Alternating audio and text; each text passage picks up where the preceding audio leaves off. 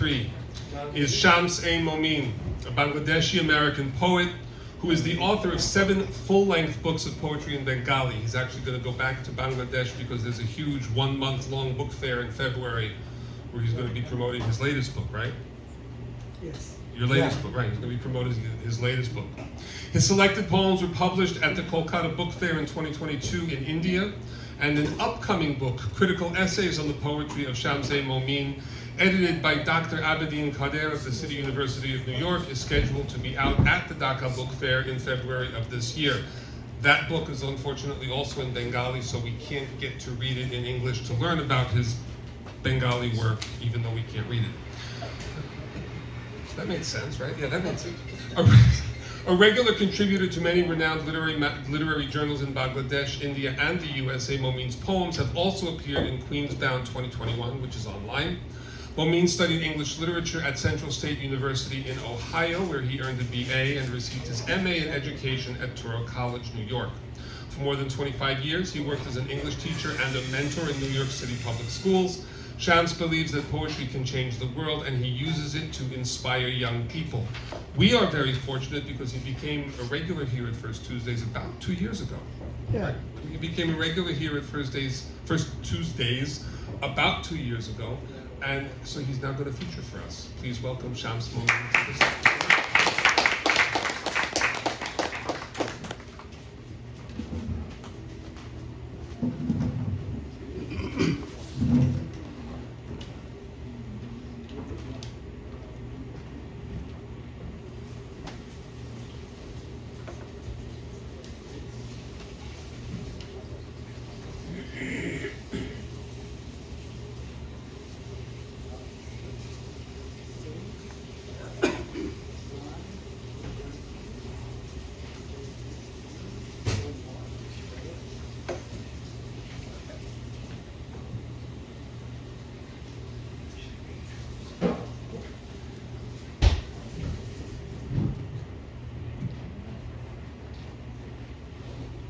First of all, I gotta thank First Tuesdays and Mr. Jeffrey Newman to create an opportunity equal for all of us.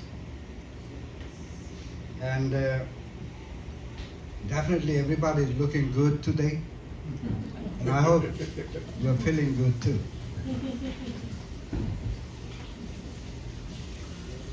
I gotta say this, that probably I just feel it. Number 23 become my favorite, or you could say lucky number. Since I started watching basketball, you know who is number 23? It's Michael Jordan. So, this is the year 2023, and I'm going to be reading or giving lecture in 2 continents in 5 days. I'm flying day after tomorrow to Bangladesh. There is an international literary festival coming up. I have to give a lecture there on the 7th of this month. So that's how I myself feeling a little lucky. And this is not a platform to lecture, so I'm not going to go to that area. I'd rather get back to the poetry. And I believe most of us live here in Queens. I say most of us, I can't say all of us. So I'm going to start with a poem. The title is also Queens. Many years ago, Eddie Murphy proclaimed coming to America. Indeed, the prince kept his word and landed in Queens. There is a Chinatown. The Chicanos lean on the parking meter, hang out all evening in front of a bodega. There is Little India and a whole lot of Caribbean queens. They gossip, Shakira or J-Lo? Who is better at a dance? Rusted Corvette swells hard. Waka, waka. Pedro cannot walk straight. What's got him today? Corona or 2020 Mad Dog? Who knows? Here we are, like a village. There are homegrown fish, rice and beans, hot samosas, sizzling kebab, and mango juice. Momos, gyros, and many more. Are you black or white? Asian or Hispanic? No one bothers. We are here just people, without caste, without a tribe. It is as if you are in your home. The familiar squirrel and a sparrow dance and sing to you the song you left behind. A and F and 7 train, all are Queens bound. So let's hop in and get going. Away, a boy, bandana tied to his forehead, shouting, "Let's go, Mets!" And it just feels right.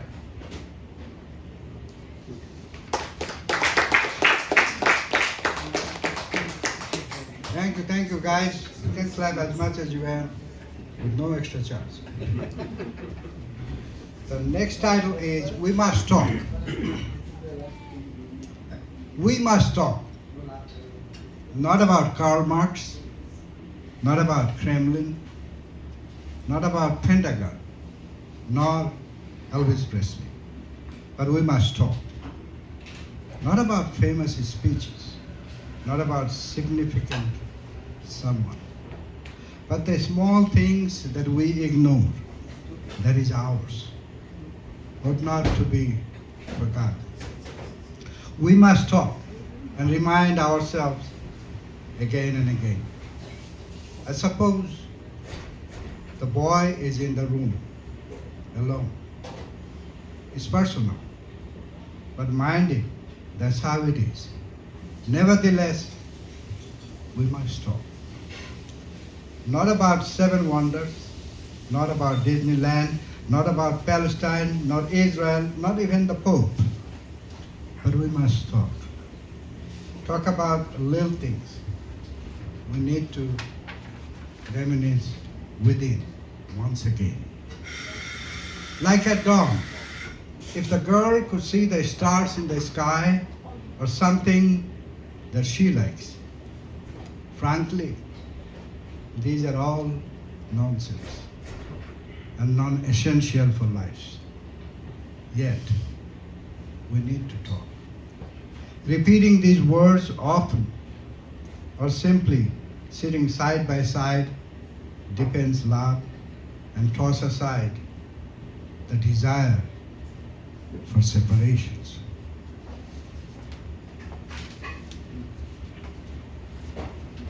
As you heard from the intro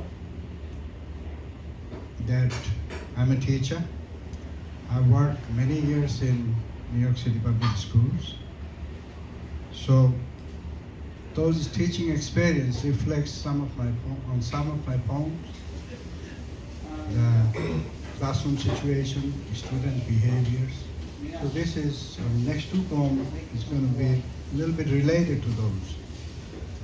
The first one is titled Lee Shen. That's the name of a student I used to teach. So let's see. September. Lee distances himself from his peers and keeps quiet as midnight country roads. With hands clasped on the desk, he creates a perfect triangle. His slanted eyes like a baby bird. Dark hair as if crushed by a tornado, but a few still stand straight up. Lee reads, Lee writes, Lee listens and he speaks. And in quiet footsteps like a mouse, he walks into the classroom. April comes. with new leaves. The morning sun stretches on his rainbow cheek. He is no longer in himself. In the lunchroom, he got punished yesterday. He is often seen in the dean's room. Miss Urrutia is concerned about her math final. In my English class, he chats, whispers, passes notes, and giggles. In front of him, I stand like a mountain and say, "You are out of your mind. I must call your parents." His face turns pale like wonton soup. Is he in the office? No, he is. What about your mom? He stares at me like a baby and says, "In Vietnam."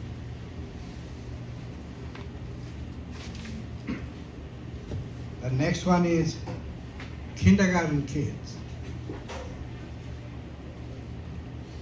I was not a kindergarten teacher, but sometimes when you work in the school systems, you got to cover classes if your teacher is absent. So that's how I got into there. And I had some good experiences. I just want to share with you guys. The title is Kindergarten Kid. Birds are chirping nearby, and kids are kids running full of lives. 3, 2, 1. Everyone gets to their seat hurriedly, but some are still smirking. If I was to name each of them, it may be lily, or rosy orchid, or sunflower.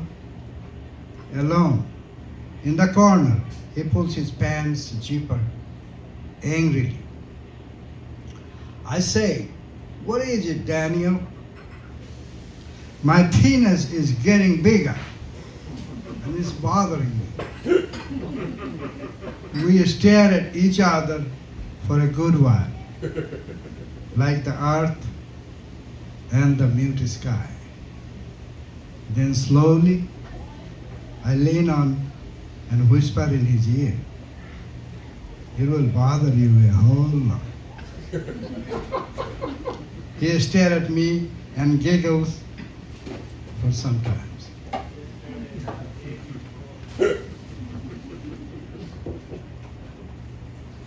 All right, this one, title is No One Noticed Me. I have seen a lot of friendly gestures among people, but dislike those who hide dead bodies under the holy books, and pity who takes away lovers' cozy corner and snatch babies from their mothers. I have witnesses life. All the words that fly around, I know someone, somewhere, must have said something about me. My thoughts spread from street corner to coffee shop to remote country roads. Often, I bump into them on the busy sidewalk, and yet, the rumor is, no one has seen me in the crowd.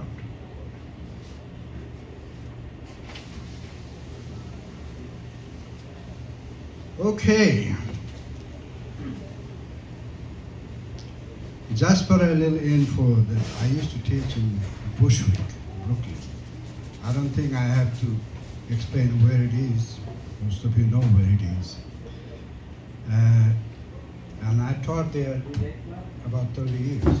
So I have seen, you know how it was, I have seen how it changes and become an expensive places now. So title of this poem is Bushwick, Brooklyn, 2019, or gentrifications. The superintendent appointed a suburban white man to fix a failing school. The amigos and the brothers and us welcomed him with love and hate. Everyone wanted a quick fix.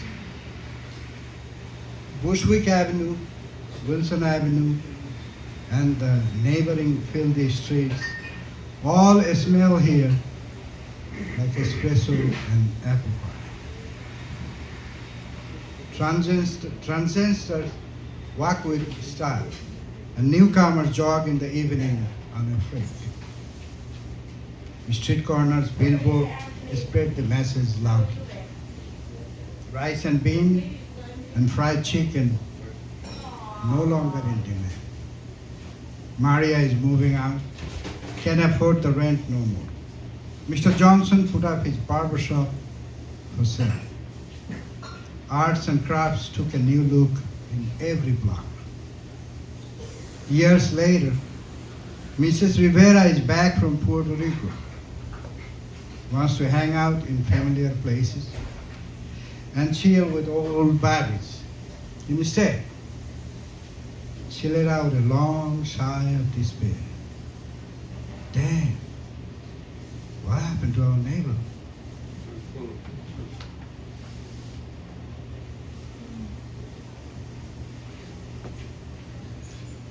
The title of this poem is Death of Pedro. Pedro is dead. People are heading back homes whispering, poor Pedro. Never had a place of his own. Yet, all houses were his house. He struggled to survive in the rain or shine. Lying in the coffin, what will he do? The priest had ensured him a fair life in paradise. He lived on mercy for everything, day and night. All the loved ones march away like clouds, and still a few stand by and puzzle him in a humble speech. Everything on earth was less for him. He had rice, but not enough beans. Plenty of sunshine, but less shade. Smart, but no school. Unlike everything else, or everyone else, he had adequate land to be buried. Everyone is by his side today. All heads bow down, tears in everybody's eyes. Only he has gone crazy with joy. Does he believe we all will pay a floral tribute to him today?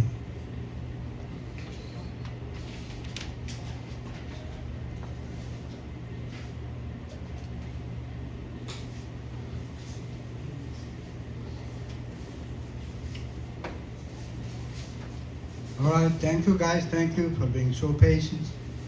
This is going to be my last one. I took very long time to write this poem. This poem where I was able to put my experience, my observation, what I see, what I feel, how I look at things. So I'm going to share with you today. I hope you like it. The title of the poem is An American Story.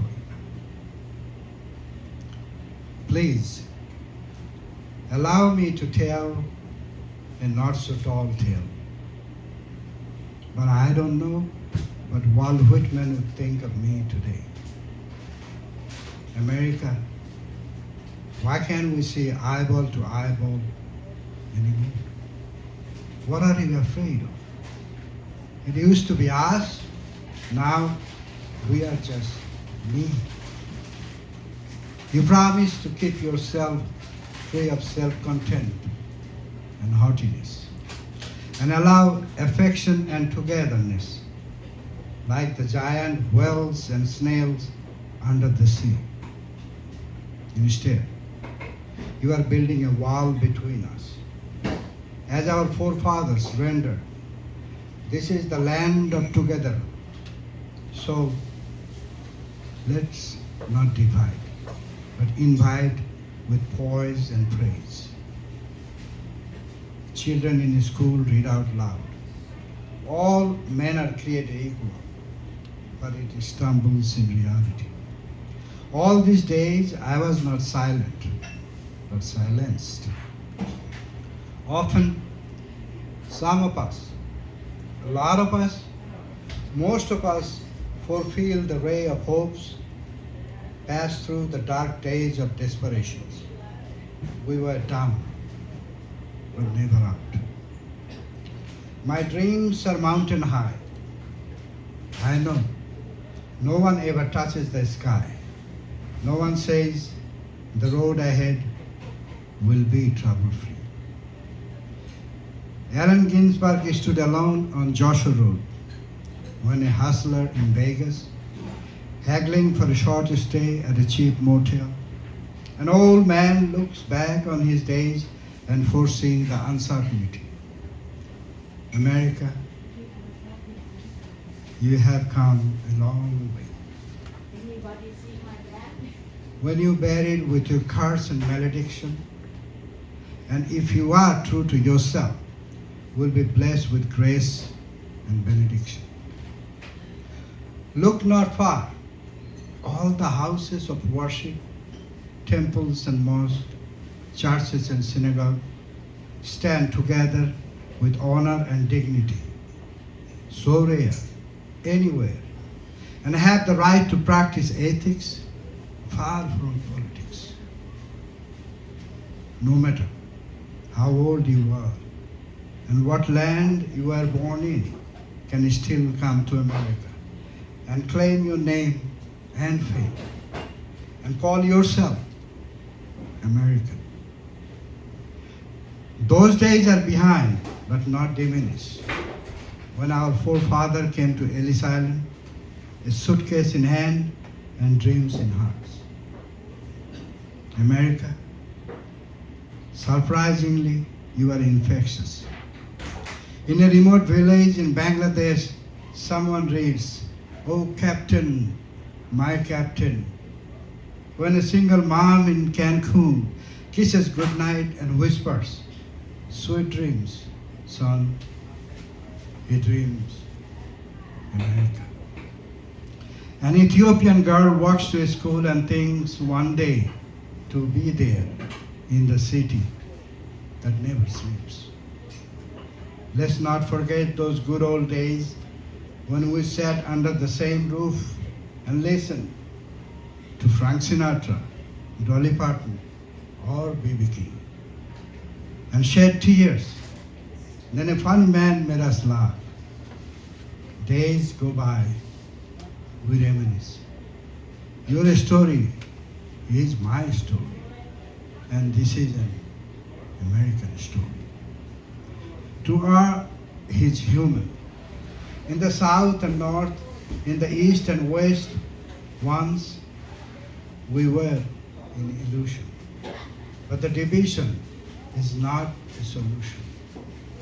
Let's not forget, under this sky, from New York to LA, Alabama to Tennessee, all the sweet songs are ours. From the river Mississippi to Hudson, the still water and its wave, the flying birds are ours. Far away, the great Smoky Mountains are ours. Let the dead bury the dead. Let the chips fall where they may. So let's not call someone or anyone black or white, Latino and Asian, because our dreams come from the same wound our ancestor carried on.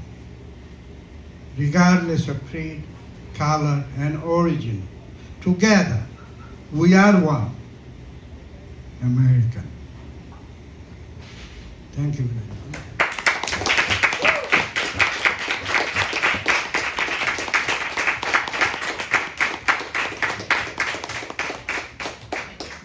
So, as has become our custom, if you have questions for Shams or comments, please let him have it.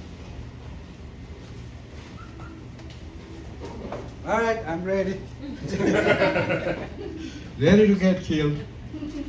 Yes, David. I'll ask a two-part kind of question, something Yeah.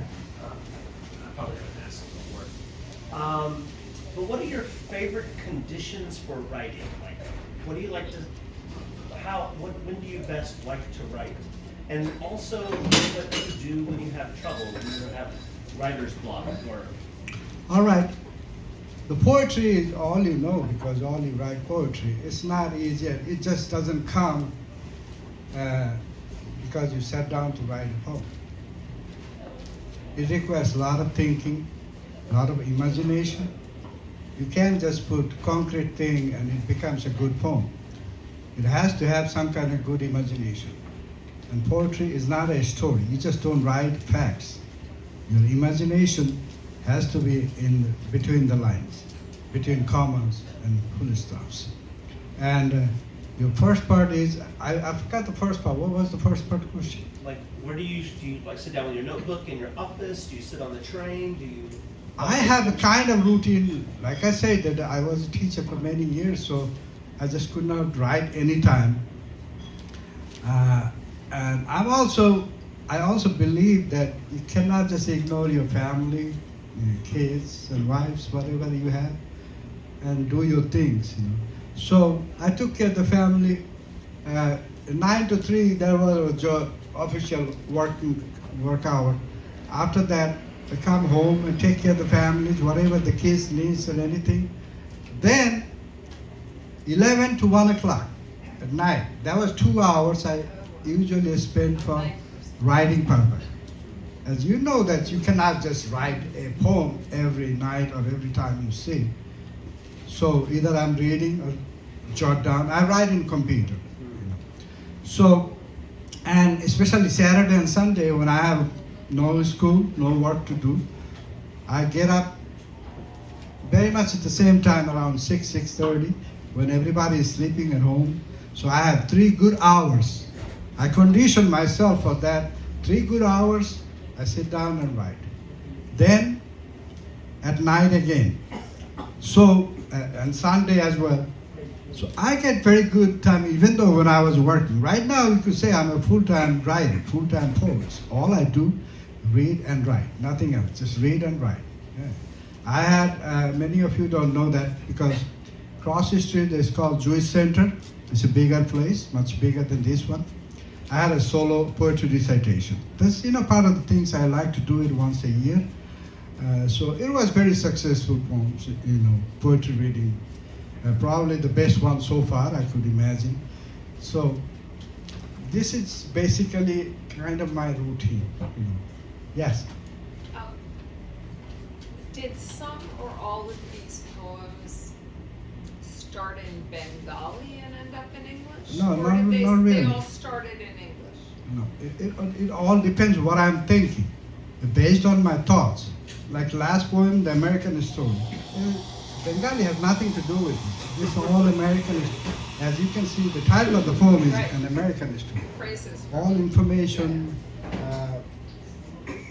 mountain or poets' names, every place's names, But the others? singers, everybody is American. I don't know, for some reason, people say that some people think in their native language, then transfer it into English. I don't have that. Okay. If I have a situation that I'm thinking a scene or some situation about American, everything comes in English. But if I'm thinking something that happens in Bengali that touches me, so the language also fall into it. It automatically comes in Bengali. I don't know why, but the language doesn't bother me that much. I can very much switch it, in and out, in and out. Right, but I'm just wondering if some things in Bengali can't be in English. I'm a translator, Uh-huh. Persian to English. And you can't bring anything over specifically. So I'm wondering if there's stuff that can only be done in Bengali and stuff that can only be done in English. Yes, when you are using a very cultural, very own cultural thing, and if it's a religious thing, or you're using the myth, Indian myth, it's a big myth situation there. So those things is difficult to translate. I also translate, I have a book called Contemporary, I'm saying it in English, Contemporary American Poetry, where I started from Gary Soto to Leonard Nathan, Lorna de Cervantes, Mary Howe, even Louis Glick. You know, that's one of my things that when I translated Louis Glick, Mary Howe, Sharon Olds, they didn't get even Pulitzer Prize or anything. They were just regular people. They were a good writer. All of a sudden, one day I hear she got the Nobel Prize. Sharon Olds got the Pulitzer. Mary Howe became a state poet. You know, so I got the confidence that's way that I'm choosing. I'm trying to select some of the poets that other people didn't hear. In Bangladesh, Walt Whitman, T.S. Eliot, Allen Ginsberg, Robert Frost, these are very popular writers. Almost everybody knows their name. But these people that I just mentioned, nobody knew. From that translation book, a lot of people found some new names of American poets. Very important work. Yeah, thank you. Yeah. Yes, sir. I want to ask one question that someone asked. When you suffer from the writer's block, what do you do? Say it again. I didn't get the question. The question is, sometimes the poets or any writers may suffer from writer's block. What actually you do? How do you get back to working table? Well, after- it happens. I think it's a natural process of any writers. You just don't finish everything in one sitting. You know. Sometimes you get stuck. Then I start writing another thing, another poem. Then come back again, and all of a sudden, sometimes or someday it will pop up what you're looking for. So that's how you can overcome where you want to go. What is your destination? Yes, ma'am. Yes. Oh, okay. Yeah, I just wanted to thank you, first of all, because your poetry is so full of humanity and warmth, that sense of community. And it's really very inspiring. And I think you said, or maybe Richard said, you have a book. You have a book out? No, You don't have it here tonight. he has all the books he has right now are in Bengali. Oh, okay. He's working on putting together a book in English. I thought initially I thought, then I say that, well, I know some of you are going to buy the book because you know me, we come here, become a good friend, but it's not going to be fair from my part that you're going to buy a book, you're just going to look at it, cannot read. So someday, I'm really working on it now. Definitely in a year, I'll have something I could bring so you can read it loud. I say loud. Thank you for those words. You know, it was very nice of you. I believe in that. Of course, poetry has two parts: emotion part and reality part. So, reality part kind of struck me more than emotion. Of course, you got to put some emotion there, otherwise it's not going to be a poem.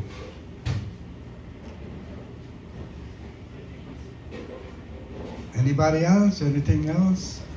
I guess that's it. So So that, I'll yes. I'll ask the last question.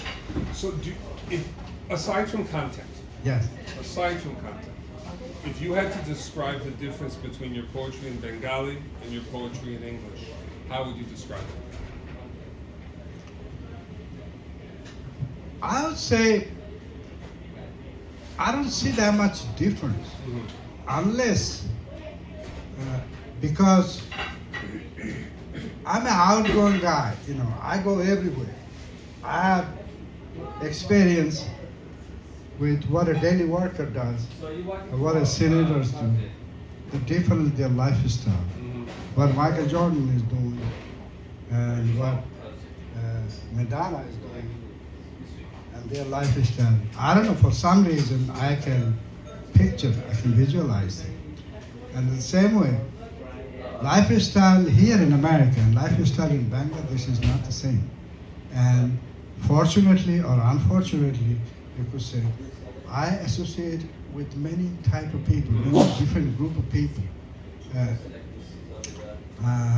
So that gives me a clear picture very much. When I am writing something about very Bangladeshi, very Bengali poem, it doesn't contradict me. But I have done one thing that I try to put many American elements into Bengali poetry, which never done before. Nobody has done it before. By elements, you mean like craft? Yes, yes. A lot of little things that happen how American people do it, and the same thing how Bangladeshi people do it. So, for example, I say, I was in, I did my undergraduate in Ohio. So one of my friends took me to her house in a small countryside, and she was asking her father, the daddy, can I have a lighter? So the daddy comes and later she smokes cigarettes. That means father and daughter are smoking cigarettes at the same time. But we don't do it, no matter how old you are. 60, 70, you never smoke in front of your daddy or mom. Doesn't matter how old you are. They know you smoke, that's a different thing. But you will never do it in front of them. So that's how it is. But main thing what you ask, knowing the cultures well. Knowing the cultures well. So, like I can write easily a poem about a basketball. Not that many people will be able to write it. But I'm so much into it. And I have those information, and a lot of little term. So like a three-pointer shooting in baseball, what you say, the home run. So every game or every language has a certain thing that belongs to those. Thank you. Well, thank you very much, guys. And Can you show us another round of applause?